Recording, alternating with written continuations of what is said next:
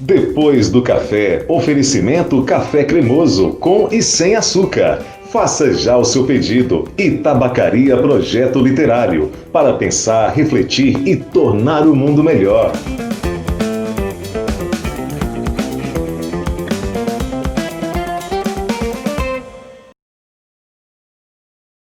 Muito bem, o nosso programa Depois do Café é de volta, né? E agora eu recebo uma convidada muito especial, né? Uma pessoa com a qual eu queria falar há muito tempo, agenda apertada, né? Então eu tenho que agradecer um pouquinho, só um pouquinho, a esse período de pandêmico que proporcionou, né, essa possibilidade. Professora Ivana Ferrante Rebelo, muito obrigado pela sua presença, né, e a honra que a gente tem de ter você como nossa convidada aqui no Depois do Café. Olá, Ilan. A honra e o agradecimento é todo meu, né? É muito bom a gente encontrar pessoas, falar sobre literatura, que é o tema de hoje, e bom também trocar ideias com pessoas, né, diferentes, porque a gente sempre amplia o nosso grau de conhecimento e de saber com isso, né? Então, estou muito feliz de estar aqui. Não, e a felicidade, a gente não pode dizer que é nossa, porque termina, né, contagiando a gente também, né, com esse grau de conhecimento que você sempre contribui para a nossa querida Montes Claros há tanto tempo, né? Por falar em tanto tempo, professora, estar falando de literatura, especificamente, é uma coisa que eu sei que é muito aprazível para você, mas a gente pode dizer, e aí eu vou começar sendo um pouco, vou colocar um pouco o dedinho na ferida, né? A gente pode dizer que nós estamos vivendo uma crise, eu não vou dizer crise literária porque as produções estão aí, mas uma crise de leitura. Depende. Um tipo de leitura, sim, está em crise, e outras não, né? A gente tem visto que a internet, ela vem trazer à baila novos tipos de leitura. Então, não é sempre aquela leitura de livro que devemos considerar. É uma leitura mais ampliada, que inclui, inclusive, esses novos recursos midiáticos. E no que concerne à literatura, propriamente dita, a gente diz o seguinte, que a literatura ela também mudou. Ela também está se atualizando, ela também está seguindo novos rumos. Um deles é o fato de a literatura ter se tornado muito mais acessível na internet, né? A gente tem hoje bibliotecas inteirinhas, universais, dentro dos nossos computadores. Então, eu acho que ler se torna cada vez mais uma prática fácil. Agora, por que é difícil? O difícil é por causa da rapidez do tempo, né? As pessoas acham que perdem tempo quando se dedicam à leitura. E a leitura é um ato solitário, às vezes penoso. Talvez seja isso que afaste um pouco os leitores do livro convencional. Pois é, professora, né? E como é que você, né? Qual é a sua ótica sobre esse desafio? Hoje a gente, eu vou dizer, né?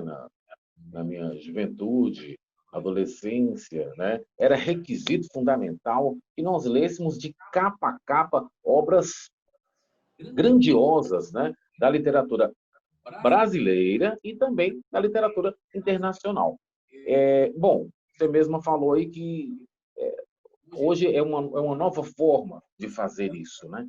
Mas, mesmo assim, ainda é um desafio fazer com que as pessoas façam elas procurem, né, esse desafio solitário que é a leitura.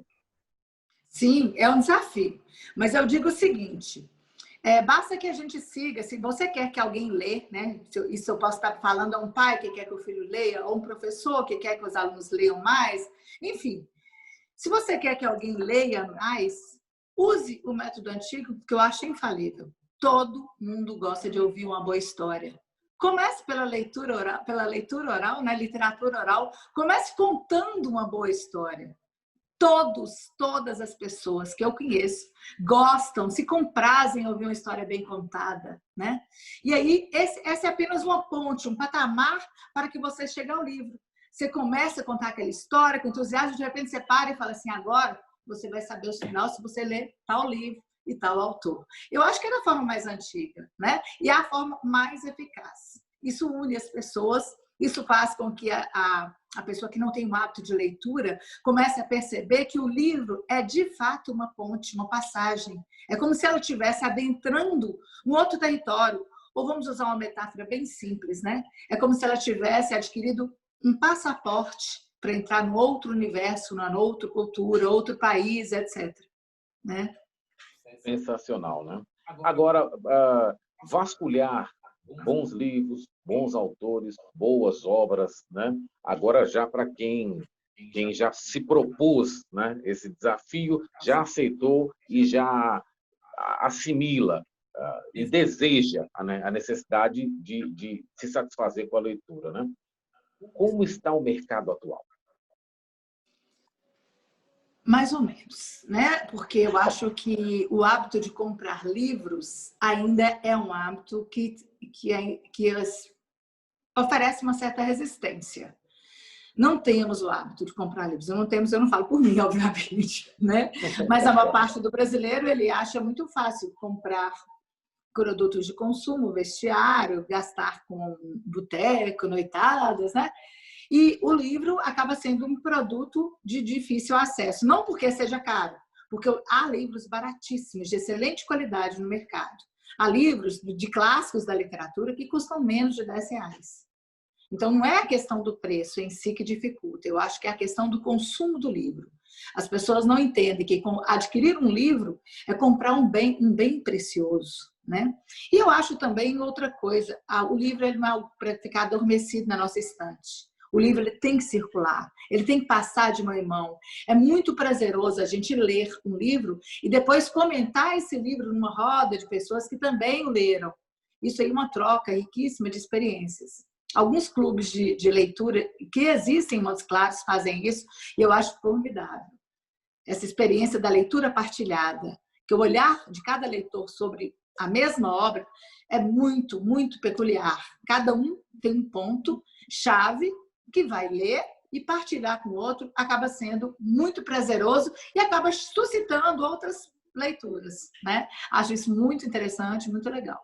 Agora, o mercado é difícil, porque nós sabemos que as editoras estão em péssima situação, livrarias estão sendo fechadas, né? Então a gente tem que pensar que ponto a gente perdeu aquele ouvinte entusiasmado de história que toda criança é. Em que ponto a gente perdeu esse leitor?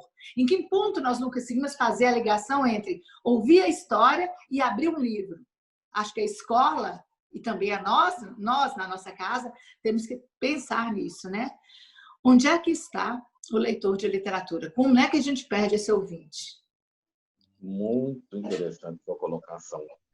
Agora, eu gostaria de num bom sentido, de provocar numa nuance que eu tenho visto acontecer muito na internet, a história da história, né? A história verdadeira e a história que nos foi contada.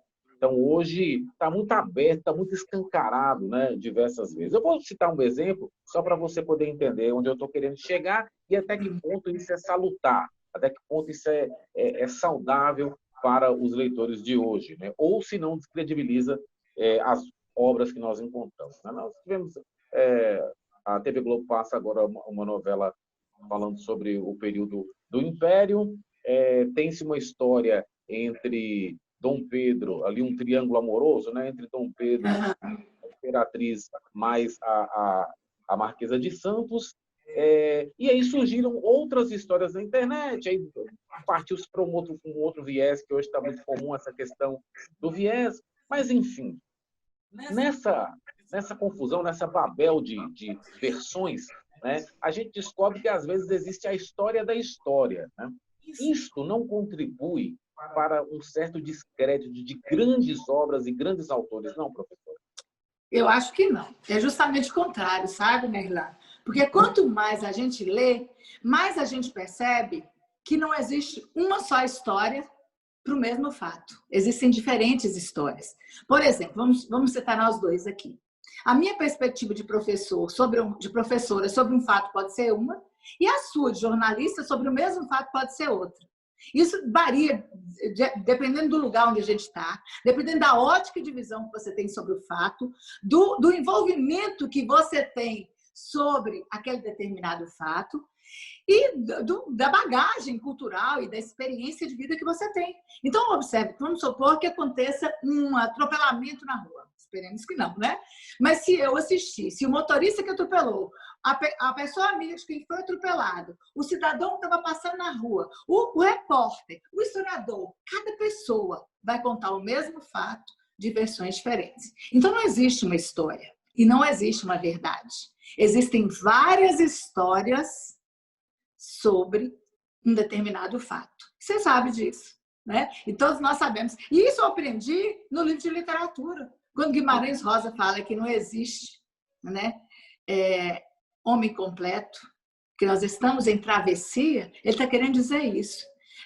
Desse nosso inacabamento, dessa nossa imperfeição, desse nosso olhar sobre o fato, sobre o outro, que é sempre um olhar, digamos assim, seccionado, pequeno, porque eu não dou conta do olhar completo. O meu olhar é um, né, de acordo com a minha experiência, meu conhecimento, etc. Mas nenhum de nós dá conta do olhar completo. Agora, você, que é jornalista, você tenta se ater ao máximo possível à informação fidedigna para dar a notícia como ela merece. Mas, ainda assim, o seu olhar vai ser pautado pelo olhar de Nailã, que é um homem que pertence à sociedade norte-mineira, enfim, que tem uma história de vida específica, e assim vai, né? Então, todas essas influências...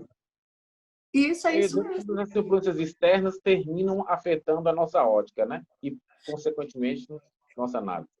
É verdade. Por isso que a gente tem que ler muito, porque quanto mais olhares diferentes a gente tem, mais a gente vai conseguindo juntar esse quebra-cabeça sempre incompleto que a gente chama de verdade.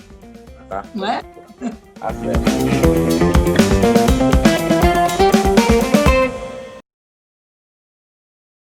Depois do café, oferecimento café cremoso, com e sem açúcar. Faça já o seu pedido. Itabacaria Projeto Literário, para pensar, refletir e tornar o mundo melhor.